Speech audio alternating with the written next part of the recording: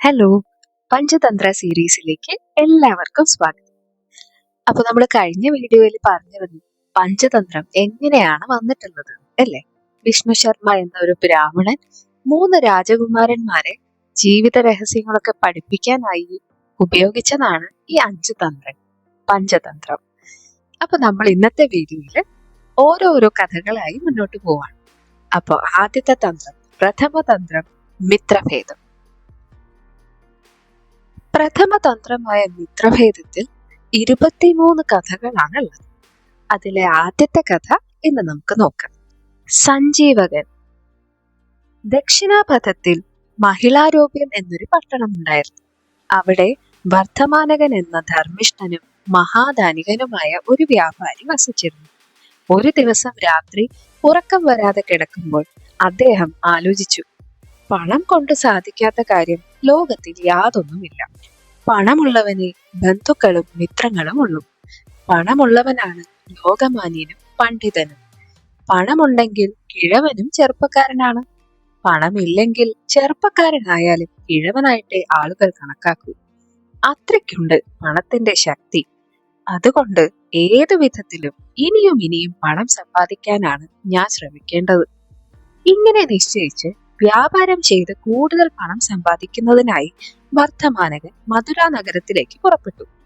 അച്ഛനമ്മമാരോട് യാത്ര പറഞ്ഞ് നല്ല സമയം നോക്കി ഭൃത്യന്മാരോടൊപ്പം വീട്ടിൽ നിന്ന് ഇറങ്ങി. വർദ്ധമാനകന്റെ വണ്ടി വലിക്കാൻ ലക്ഷണമൊത്ത 2 കാളകൾ ഉണ്ടായിരുന്നു. സഞ്ജീവകനും നന്ദകനും. വെൺമുകിൽ പോലെയുള്ള അവയുടെ കഴുത്തിൽ സ്വർണ്ണ കുടമണികൾ കിലുങ്ങി. കുറെ ദൂരം യാത്ര ചെയ്ത് അവർ ഒരു കാട്ടിലെത്തിച്ചേർന്നു. അവിടെ വെച്ച് വണ്ടിയുടെ ഭാരക്കൂടുതൽ കൊണ്ടും ചെളിയിൽ കാല് പോന്നുകയാലും നുകം പൊട്ടി സഞ്ജീവകൻ വീണുപോയി. വണ്ടിക്കാരൻ ഓടിച്ചെന്ന് വർദ്ധമാനകനോട് പറഞ്ഞു, യജമാനെ, സഞ്ജീവകന് വയ്യാതായിരിക്കുന്നു. അവനതാ ചെളിയിൽ പൂണ്ടിക്കിടക്കുന്നു. വർദ്ധമാനകന് ഇത് കേട്ടപ്പോൾ വ്യസനമായി.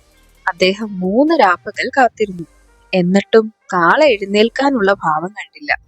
അത് ഒരേ നിലയിൽ തളർന്നു കിടപ്പു തന്നെ. അപ്പോൾ അദ്ദേഹം കാളയെ നോക്കാൻ ചില ഭൃത്യന്മാരെ ഏൽപ്പിച്ചു. ഞാൻ പോവുകയാണ്, എനിക്ക് നിൽക്കാൻ സമയമില്ല. നിങ്ങൾ സഞ്ജീവകനെ വേണ്ടതുപോലെ നോക്കണം. അവൻ ജീവിക്കുകയാണെങ്കിൽ അവനെയും കൊണ്ട് വന്നാൽ മതി. അതല്ല, മരിക്കുകയാണെങ്കിൽ അന്ത്യകർമ്മങ്ങളൊക്കെ ചെയ്തതിനു ശേഷം വരിക എന്നു പറഞ്ഞ് അദ്ദേഹവും മറ്റുള്ള സേവകന്മാരും യാത്രയായി. സഞ്ജീവകനെ നോക്കാൻ നിർത്തിയ ഭൃത്യന്മാർക്ക് കാട്ടിൽ തനിച്ച് താമസിക്കുവാൻ വിഷമം തോന്നി. അവർ പിറ്റേ ദിവസം തന്നെ അവനെ ഇട്ടേച്ച് വർദ്ധമാനകന്റെ ഒപ്പം യാത്ര ചെയ്തു. പാവം സഞ്ജീവകൻ ചത്തുപോയി, ഞങ്ങൾ അവനെ ചിത കൂട്ടി ദഹിപ്പിച്ചിട്ടാണ് പോന്നത് എന്ന് പറഞ്ഞ് വിശ്വസിപ്പിക്കുകയും ചെയ്തു. വർദ്ധമാനകന് അത് കേട്ട് കുറച്ചു വിഷമം തോന്നി. കാളയുടെ ആത്മാവിന് നിത്യശാന്തി കിട്ടാനുള്ള ചില വൈദിക ക്രിയകളൊക്കെ ചെയ്തു. കൃതാർത്ഥനായി അദ്ദേഹം മധുരയിലേക്ക് തിരിക്കുകയും ചെയ്തു. എന്നാൽ സഞ്ജീവകന്റെ ആയുസ് കഴിഞ്ഞിരുന്നില്ല. യമുനാ നദിയിൽ തട്ടി വീശുന്ന ഇളം തെന്നലേറ്റ് അവൻ പതുക്കെ ബോധക്ഷയത്തിൽ നിന്നും ഉണർന്നു. പതുക്കെ നടന്ന് യമുനാ നദിയുടെ കരയിലെത്തി.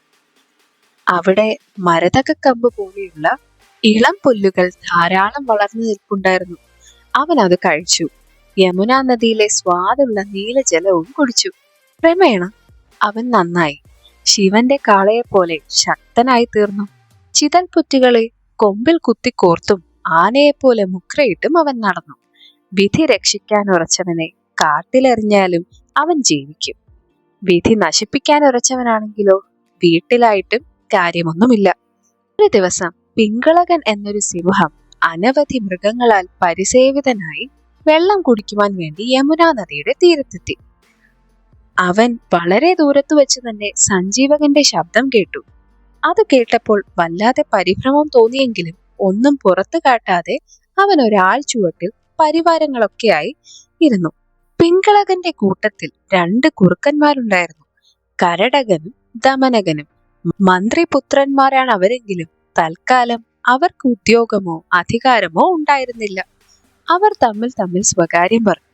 ദമനകൻ പറഞ്ഞു, കരടക, നമ്മുടെ യജമാനൻ വെള്ളം കുടിക്കാനല്ലേ യമുനാ നദിയുടെ കരയിലേക്ക് വന്നത്? എന്നിട്ടിപ്പോൾ അദ്ദേഹം ദുഃഖഭാവത്തിൽ പരിവാരങ്ങളെയും വിളിച്ചുകൂട്ടി ആൽച്ചുവട്ടിൽ ഇരിക്കുകയാണല്ലോ. എന്താണതിന് കാരണം? കരടകൻ മറുപടി പറഞ്ഞു. എന്തിനാണ് വേണ്ടാത്തതിലൊക്കെ പോയി തലയിടുന്നത്? അവനവൻ ആവശ്യമില്ലാത്ത കാര്യങ്ങളിൽ ഇടപെടുന്നവൻ പേനിൽ കുടുങ്ങിയ കുരങ്ങനെ പോലെ നശിക്കുമെന്ന് കേട്ടിട്ടില്ലേ? ദമനകൻ ചോദിച്ചു. അതെന്ത് കഥയാണ്? അപ്പോൾ കരടകൻ ഒരു കഥ പറഞ്ഞു. ആ കഥ അറിയാൻ അടുത്ത എപ്പിസോഡിന് കാത്തിരിക്കും. Thank you.